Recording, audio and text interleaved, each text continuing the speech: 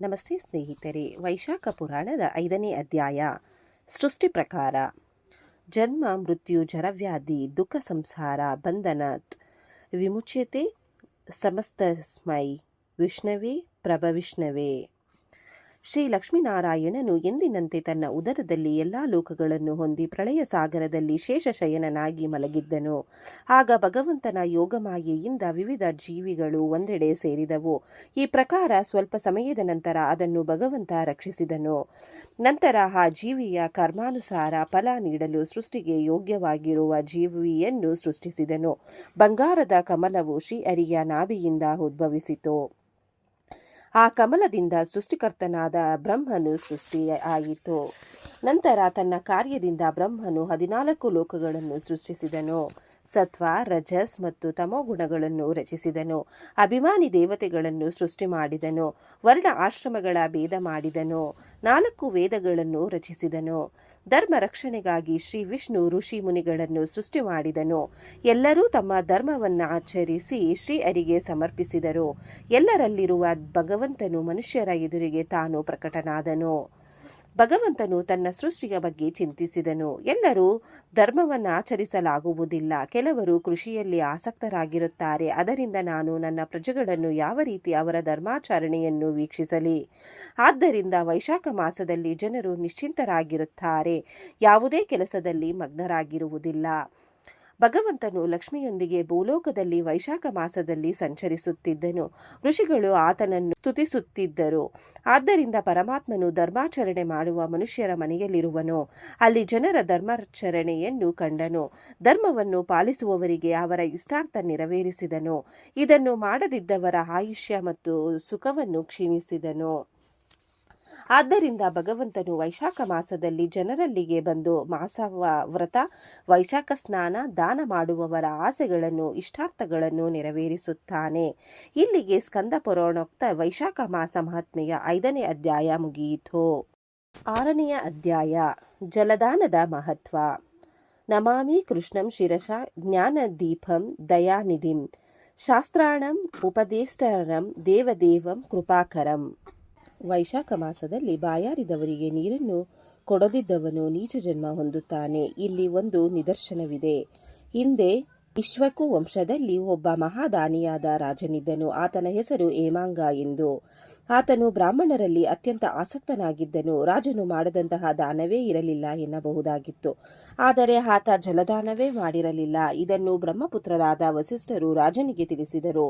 ಆಗ ಹೇಮಾಂಗನು ನೀರು ಎಲ್ಲೆಡೆ ದೊರೆಯುವ ವಸ್ತು, ಅದನ್ನು ದಾನ ಮಾಡುವುದರಲ್ಲೇನೂ ವಿಶೇಷತೆ ಇಲ್ಲವೆಂದು ಅದನ್ನು ತಿರಸ್ಕರಿಸಿದನು. ರಾಜನು ಅಂಗಹೀನರಾದ, ಅಯೋಗ್ಯರಾದ, ಅನರ್ಹರಾದ, ದರಿದ್ರರಾದ ಬ್ರಾಹ್ಮಣರಿಗೆ ದಾನ ಮಾಡಿ ಸೇವೆ ಮಾಡುತ್ತಿದ್ದ. ಆದ್ದರಿಂದ ವಸಿಷ್ಠರು ಯೋಗ್ಯರಾದ ಬ್ರಾಹ್ಮಣರಿಗೆ ಜಲದಾನ ಮಾಡೆಂದು ಸೂಚಿಸಿದರು. ಹೇಮಾಂಗನು, ಮುನಿಗಳೇ, ಯೋಗ್ಯರಾದ ಆರೋಗ್ಯವಂತರಾದವರಿಗೆ ಸೇವೆ ಮಾಡಿ ಏನು ಫಲ? ಎಲ್ಲರೂ ಅವರನ್ನೇ ಪೂಜಿಸುತ್ತಾರೆ. ಈ ದರಿದ್ರರು ಅಂಗವಿಕಲರನ್ನು ನೋಡುವರಾರು ಎಂದು ಹೇಳಿ ವಸಿಷ್ಠರ ಮಾತನ್ನು ತಿರಸ್ಕರಿಸಿದನು.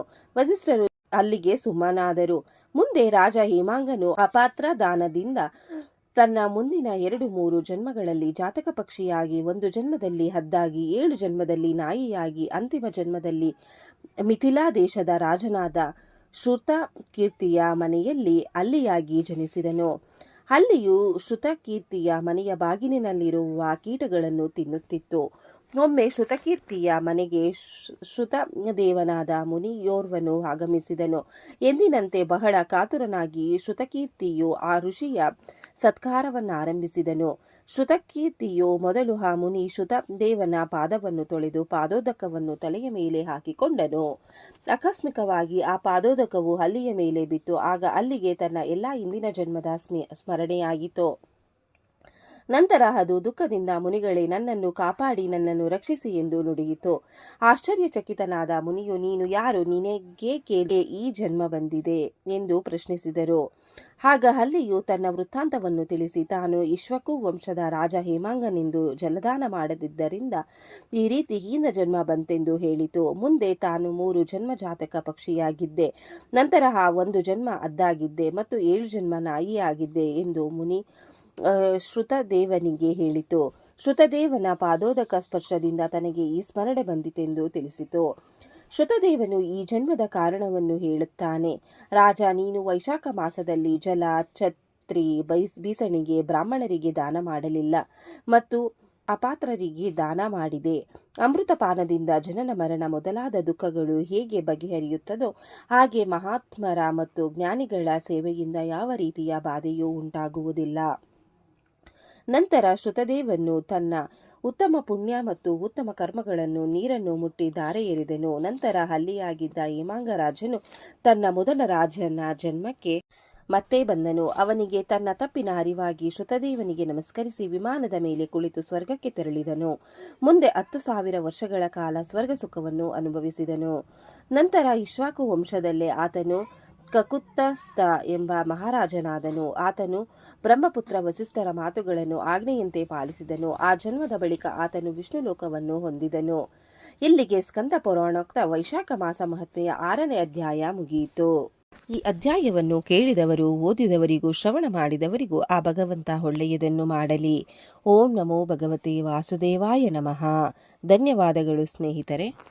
ವಿಡಿಯೋ ನೋಡಿಕ್ಕೆ ಎಲ್ಲರಿಗೂ ಧನ್ಯವಾದಗಳು. ನಿಮಗೆ ಈ ವಿಡಿಯೋ ಇಷ್ಟ ಆಗಿದ್ರೆ ಪ್ಲೀಸ್ ಒಂದು ಲೈಕ್ ಮಾಡಿ.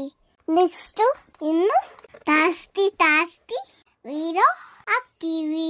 ಹಾಗೆ ನಿಮ್ಮ ಫ್ರೆಂಡ್ಸ್ಗೆ ಶೇರ್ ಮಾಡಿ ಮತ್ತೆ ಸಬ್ಸ್ಕ್ರೈಬ್ ಮಾಡಿ.